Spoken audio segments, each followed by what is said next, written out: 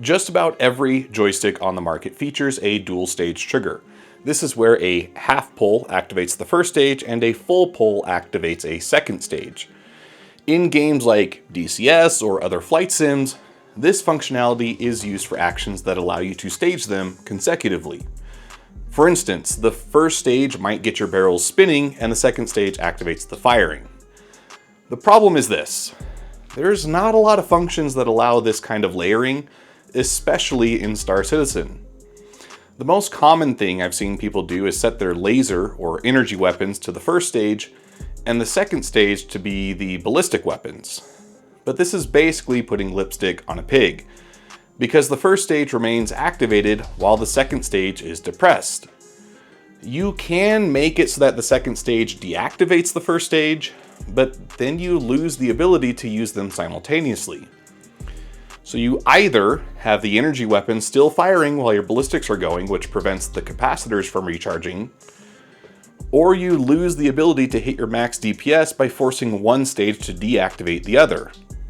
There is, of course, another solution that people love to bring up in the comments when they fail to see the vision of what I'm about to show you, and that is that you can simply keybind your different weapon groups to different buttons altogether.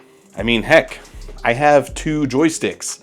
Why not have one for energy weapons and the other for ballistic weapons? And to that, I have two answers, so you can pick what you like best. The first answer is that there's just simply something about having the trigger fire the projectile. It feels right, like that's what it was meant for. The second answer is because I want to use the triggers in the way that I see fit, and with my 3D printer, no one can stop me. That's where this mod enters the room. This is the latest version of my split trigger mod for the VKB Gladiator line of joysticks. This simple mod allows you to have independent control of both firing stages while maintaining the ability to use both simultaneously. It does this by adding an extension that bypasses the first stage to activate the second stage directly. Critically though, if you pull the trigger through the full motion, it will still engage the secondary trigger to activate that second stage as well. You don't lose any functionality, but you do gain a lot with this mod. And maybe you've seen the previous version that I made. That one was a smashing success and it worked great.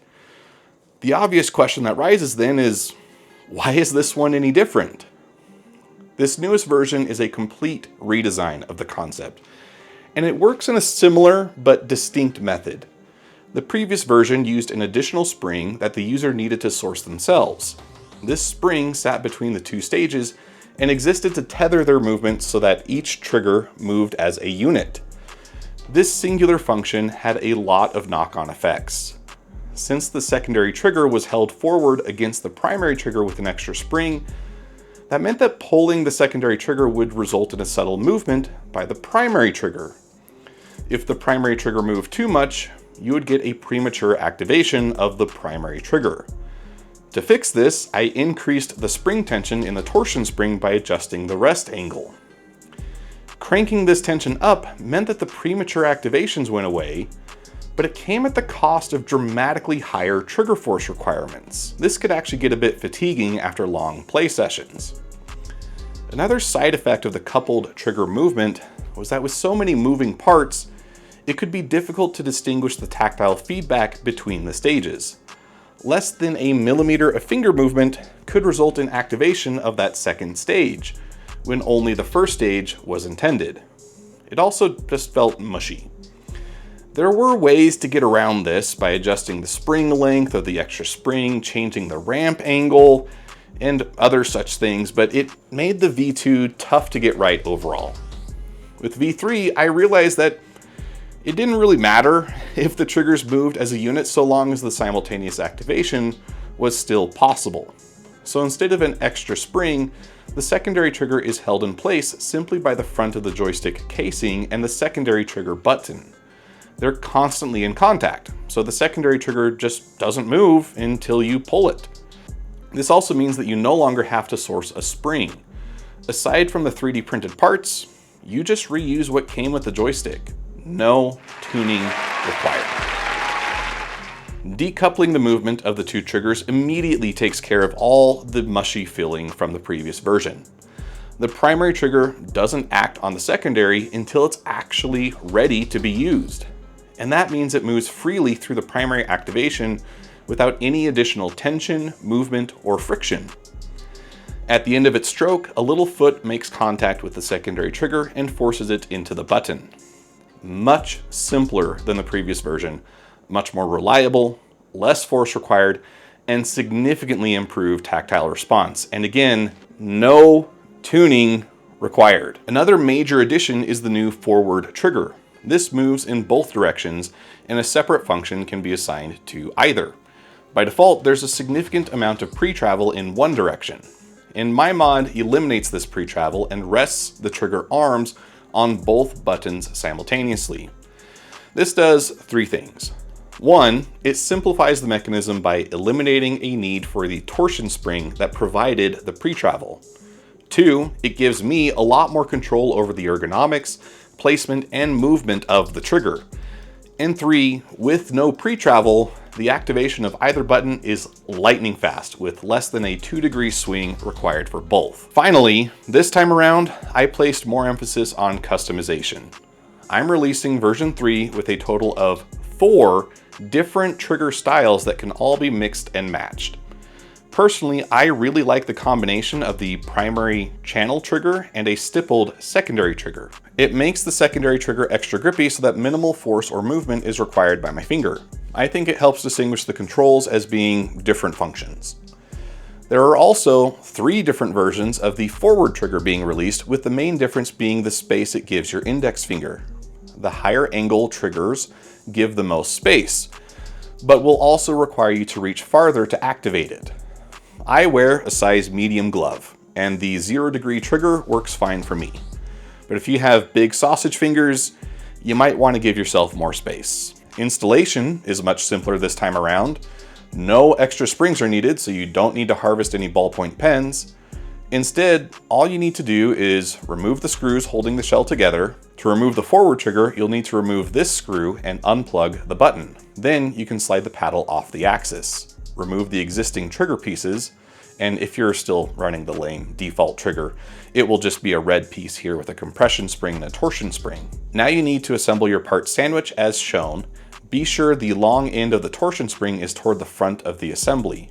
Make sure to also apply plenty of lube to all the contact surfaces, and don't let anyone tell you there's too much. There's no such thing as too much lube. Simply slip it over the axle as one piece, reinstall your button, put the screw back, replace the shell, put all the rest of the screws back, and if the trigger works as expected, you're done. Hopefully by this point you're asking how you can get this mod for yourself, and I've got you covered. There are 3 ways to acquire this kit. If you own a 3D printer, you can purchase the file pack directly from me, either on Thangs or Printables. That will give you access to all the different variants at once, and you can print them off and mix and match as you please under a personal use license. The second method still has you getting the file pack, but if you don't have a 3D printer, Thangs allows you to commission the items to be printed directly from the site. These orders are fulfilled by Shapeways, so you know that you're going to get a high quality part. Alternatively, you can download the files and still commission them through Shapeways or other similar services. PCBWay, JLC 3D, and others offer the same service, and all you have to do is upload the part files. These 2 methods are the most direct way to support the channel and fund future projects like this. But if either of those sound like too much of a hassle, I also sell commercial licenses for my projects, and users that have purchased these licenses are linked in the suppliers channel on our Discord. In fact, one of these users, Morris Drecht, has sponsored this video and is offering viewers a discount. Morris has really been at the forefront of the supplier network. If you check the reviews of his store on Etsy, he takes great care of his customers. He's also been an excellent resource for myself in collecting and compiling feedback that led to this newest version being the very best it could be. He's also invested heavily into equipment to make sure that the product that you receive is on par with what you see on screen with me. He's done a great job in keeping me updated on what people are saying about the mod through his store.